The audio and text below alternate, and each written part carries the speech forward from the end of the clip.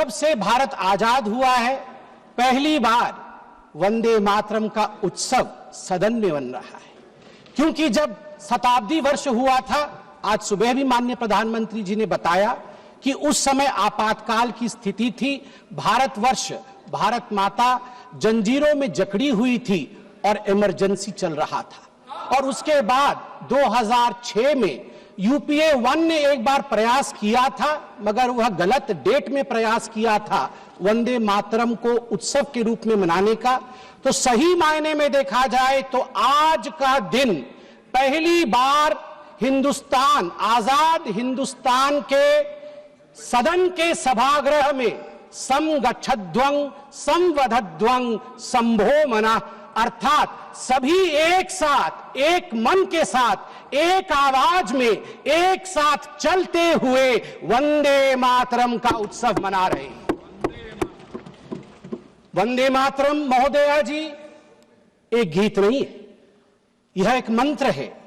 कई बार दो शब्द होते हैं जो पर्यायवाची लगते हैं मगर पर्यायवाची नहीं होते, उनका अर्थ अलग होता है। जैसे कि देश और राष्ट्र, देश और राष्ट्र में भिन्नता है, पार्थक्यता है। जो देश है वही राष्ट्र नहीं है। देश की सीमाएं होती हैं, देश में मंत्री होते हैं, देश में विभाग होता है, देश में नदियां होती है, देश में समुद्र होता है, देश का एक वित्त होता है, देश की अर्थ नीति होती है, देश की रक्षा नीति होती है, मगर राष्ट्र, राष्ट्र आत्मा होता है। राष्ट्र की सीमाएं नहीं होती, राष्ट्र विचार में रहता है, राष्ट्र का स्पंदन होता है। उदाहरण के लिए यदि देश कहा जाए तो गंगा मात्र एक नदी है, एक नदी जिसका एक उद्गम स्थल है और जहां जाके वो समाहित सागर में हो जाती है, गंगा सागर में।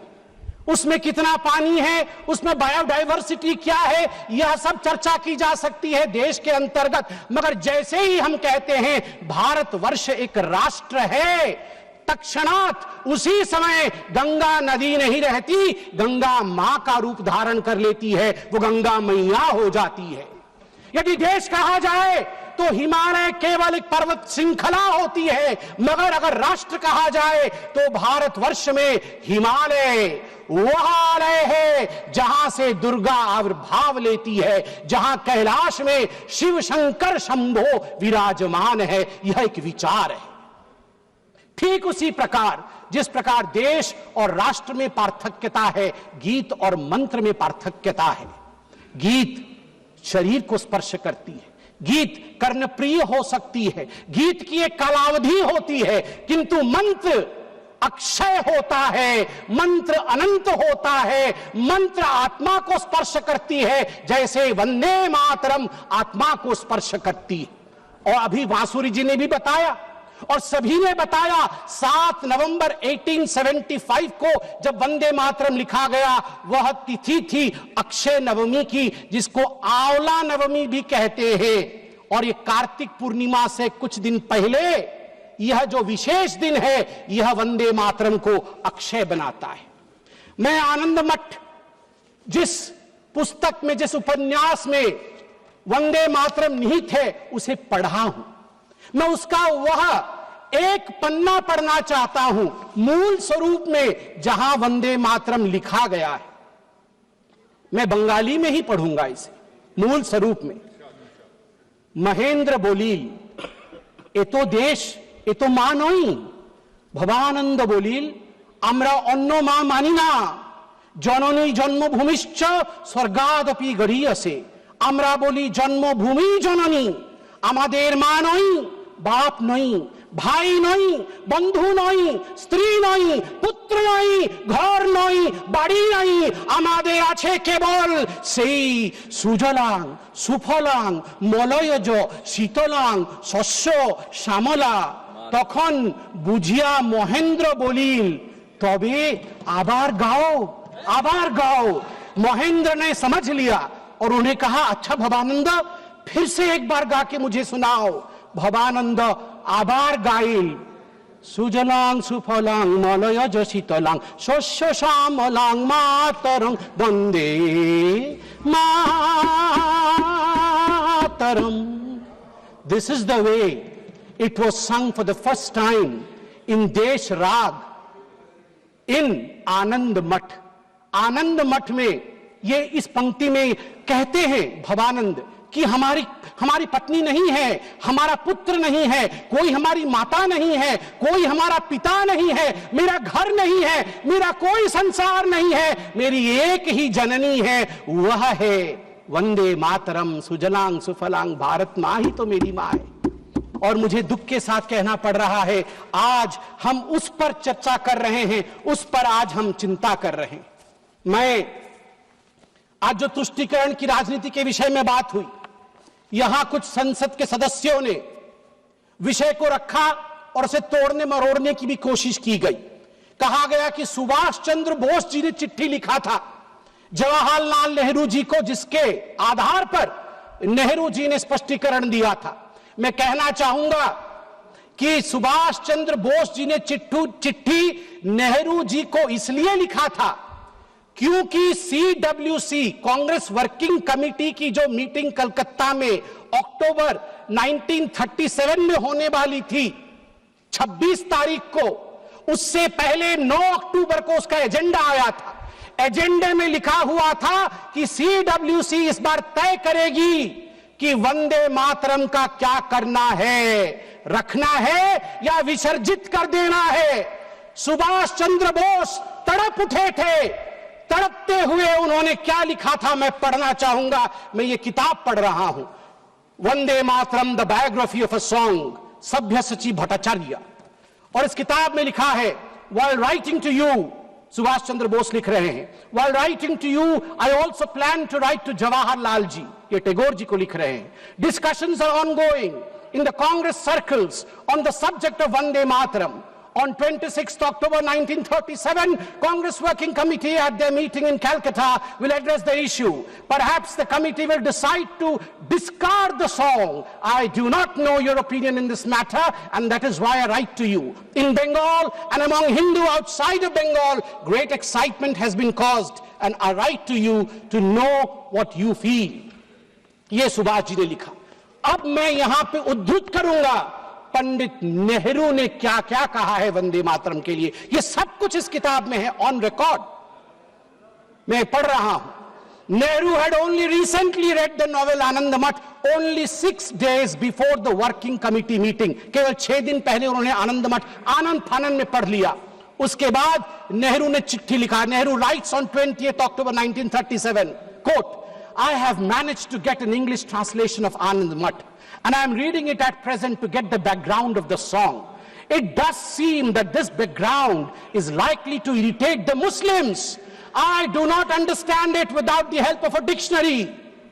आप चिंता करिए, नेहरू देश के प्रथम प्रधानमंत्री आनंद मठ जैसे महान किताब को, बंकिम ऋषि बंकिम के उस महान ग्रंथ को आनंद फानन में 6 दिन पहले पढ़ रहे थे CWC, ताकि वंदे मातरम को विसर्जित करना है या रखना है इसका निर्णय वो ले सके। आप सोच के देखिए ये किस प्रकार की धृष्टता थी भारतवर्ष के साथ। और नेहरू जी कहते हैं मैं तो डिक्शनरी के बगैर वंदे मातरम समझ भी नहीं सकता हूं। LOP का भी वही हाल है, LOP का भी वही हाल है, तभी आज वो नदारत है। बिना डिक्शनरी के ये वंदे मातरम क्या है समझ भी नहीं सकते हैं। धन्यवाद है, धन्यवाद है माननीय प्रधानमंत्री जी का, आज मौका दिया है। कुछ लोग घर में डिक्शनरी पढ़ पढ़ के आके भाषण तो किया है उन्होंने, वरना अभी तक वंदे मातरम का अर्थ भी नहीं समझ में आता। आगे नेहरू जी क्या कहते हैं मैं आपको पढ़ के सुनाऊंगा। नेहरू जी के सब कुछ कहने के बाद कांग्रेस वर्किंग कमेटी की मीटिंग होती है। रिजोल्यूशन मेरे हाथ में है इस किताब में। कांग्रेस वर्किंग कमेटी की जो रिजोल्यूशन है वंदे मातरम को लेके, उसमें बहुत कुछ है, मैं कुछ पोर्शन पढ़ रहा हूं। The other stanzas of the song are little known and hardly ever sung. They contain certain allusions and a religious ideology which may not be in keeping with the ideology of other religious groups in India. The committee recognizes the validity of the objections raised by the Muslim friends to certain parts of the song. while the committee have taken the note of such objections, insofar as it has intrinsic value, the committee wishes to point out that the modern evolution of the use of song as part of national life is of infinitely greater importance. That, मैं आगे पढ़ता हूं इसमें से, taking all things into consideration, therefore, the committee recommended that whether the Vande Mataram is sung at national gatherings, only the first two stanzas should be sung with perfect freedom to organizers to sing any other song of an unobjectionable character. मतलब उनके मन में था कि Vande Mataram objectionable है और organisers के ऊपर छोड़ दिया गया कि आप कोई और गाना भी गा सकते हैं जो कि अनऑब्जेक्शनेबल नहीं है। बार बार आप देखिए नेहरू जी का क्या कहना है। नेहरू जी चिट्ठी लिखते हैं सरदार जाफरी को। Nehru told Sardar Jafri that the song contains too many difficult words which people do not understand, and the ideas it contains, मैं रिपीट कर रहा हूं, इसे ध्यान से सुना जाए, नेहरू कह रहे हैं, and the ideas it contains are also out of keeping with the modern notions of nationalism and progress.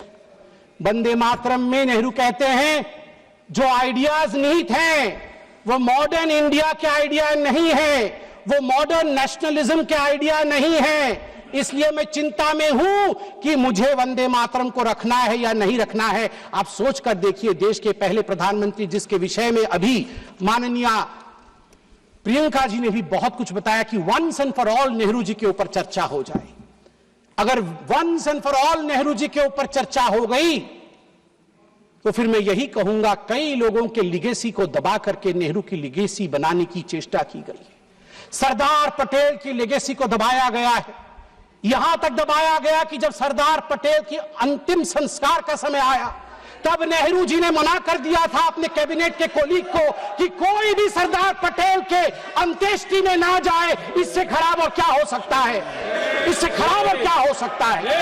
केवल सरदार पटेल नहीं, बंगाल सुने आज और ओडिशा भी सुने, क्योंकि सुभाष चंद्र बोस ओडिशा के भी बेटे हैं और बंगाल के भी बेटे हैं। सुभाष चंद्र बोस के लेगेसी को कांग्रेस पार्टी और नेहरू ने दबाया है। और आज प्रियंका जी ने कहा कि अहंकार हो गया है इन नेताओं में, अहंकार हो गया है जो इतने बड़े बड़े लोगों के लिए ऐसे शब्दों का प्रयोग करते हैं। मैं कहना चाहूंगा आदरणीय प्रियंका जी से, प्रियंका जी, अहंकार किसके पास था, किस सरकार में था? एनसीईआरटी के 2012 के हिस्ट्री की किताब में देखिए, वो जो कार्टून है, जिस कार्टून में एक केंचुए के ऊपर बाबा साहेब अंबेडकर बैठे हुए हैं, केंचुए में लिखा हुआ है कॉन्स्टिट्यूशन ऑफ इंडिया और पीछे हंटर लेके बाबा साहेब को कोड़े मार रहे हैं पंडित जवाहरलाल नेहरू। ये एनसीईआरटी के किताब में नेहरू को बड़ा और बाबा साहेब अंबेडकर को छोटा दिखाने के लिए कांग्रेस पार्टी ने किया था। और की हिम्मत है कि कहते हैं कि हम अहंकारी है। बाबा साहेब अंबेडकर को जो कोड़े मारने के कार्टून को एनसीईआरटी की किताब में छाप सकता है, मैं उनसे पूछता हूं कि आप अहंकारी हैं या हम अहंकारी हैं। तीसरा विषय यहां पर मैं रखना चाहूंगा कि आज in a cartoon also you cannot insult Baba Saheb Ambedkar. I'm sorry that you feel that we can insult Baba Saheb Ambedkar. In a cartoon also you cannot. आज मैं कोट करना चाहूंगा श्री अरविंदो को, श्री अरविंदो जी को कोट करना चाहूंगा। महर्षि अरविंद कहते हैं जब उनसे उनके शिष्य ने पूछा कि कांग्रेस पार्टी ने कई पैराग्राफ हटा दिए, केवल 2 स्टैंजा ही रखा है, दुर्गा नाम था उसमें, सरस्वती जी का वर्णन था इसलिए हटा दिया गया, तो अरविंदो जी 1939 में झन्ना जाते हैं और अपने शिष्य को कहते हैं, मैं कोट कर रहा हूं, अंग्रेजी में ही कहा था, अंग्रेजी में बोलता हूं। Sir Aurobindo commented, but it is not a religious song, it is a national song, and the Durga spoken of is India as the mother. Why should not the Muslims accept it? In the Indian concept of nationality, the Hindu view would naturally be there. If it cannot find a place there, the Hindus may as well be asked to give up their culture in future. उन्होंने कहा कि क्यों जो दुर्गा लिखा गया है वंदे मातरम में, उसमें अगर हिंदू व्यू भी है तो इतना कॉम्प्रोमाइज करके घबराने की क्या बात है? स्वाभाविक है, ये भारतवर्ष है, इस भारतवर्ष में हिंदू व्यू आएगा ही, सनातन का व्यू आएगा ही। क्यों नहीं आए? क्यों नहीं आए? अनादि काल से जो गंगा अविरल बह रही है, जो विचारधारा अविरल बह रही है, उस विचारधारा को हम एपोलॉजेटिक होके, हम शर्मिंदा होके खंडित क्यों करें? महात्मा गांधी क्या कहते हैं वो भी सुन लेते हैं। महात्मा गांधी कहते हैं, no matter what its source was and how and when it was composed, it has become a most powerful battle cry among the Hindus and Muslims of Bengal during the partition days. It was anti-imperialistic cry. As a lad, when I knew nothing of Ananda Matha or even Bankim, its immortal author, Vande Mataram, had gripped me, and when I first heard it, sung it, it had enthralled me. I associated the purest national spirit with it. It never occurred to me that it was a Hindu song or meant only for the Hindus. Unfortunately, now we have fallen on evil days. Madam, आप 2 minute लूंगा. Unfortunately, now we have fallen on evil days. त्वं ही दुर्गा दश प्रहरण धारिणी कमला कमल दल विहारिणी वाणी विद्यादायिनी नमामि त्वां नमामि कमलां अमलांग तुलांग सुजलांग सुफलां मातरम वंदे मातरम। बंगाल के मेरे साथी बैठे हैं, अंत में बंगाल के मेरे साथियों से मैं कहना चाहूंगा, अगर मां दुर्गा का नाम लेना सांप्रदायिकता है, बंगाल और उड़ीसा हम सब एक संस्कृति महाप्रभु जगन्नाथ जी को मानने वाले लोग हैं। वीरेंद्र कृष्ण भद्र 100 वर्ष पहले वीरेंद्र कृष्ण भद्र ने महालय का वो आरती गाया है जो हर बंगाली, हर ओडिया महालय के दिन सुबह 5 बजे उठ के सुनता है। उसमें वीरेंद्र कृष्ण भद्र कहते हैं, त्वं स्वाहा त्वं स्वधा त्वं हि वषट्कार स्वरात्मिका स्वधा त्वं शरे नित्ये त्रिधा मात्रामिका स्थिता अर्धमात्रा स्थिता नित्या यानुचर्या विशेषतः त्वमेव संध्या सावित्री त्वं देवी जननी परा। हे मां, तू ही जननी है। क्या बंगाल दुर्गा को जननी कहने से डरेगी? क्या बंगाल की टीएमसी, क्या ममता बनर्जी जिन्ना के आगे झुकेगी? मैं पूछता हूं, दुर्गा के आगे झुकना है या जिन्ना के आगे झुकना है, यह निर्णय टीएमसी करे। बहुत बहुत धन्यवाद। वंदे मातरम।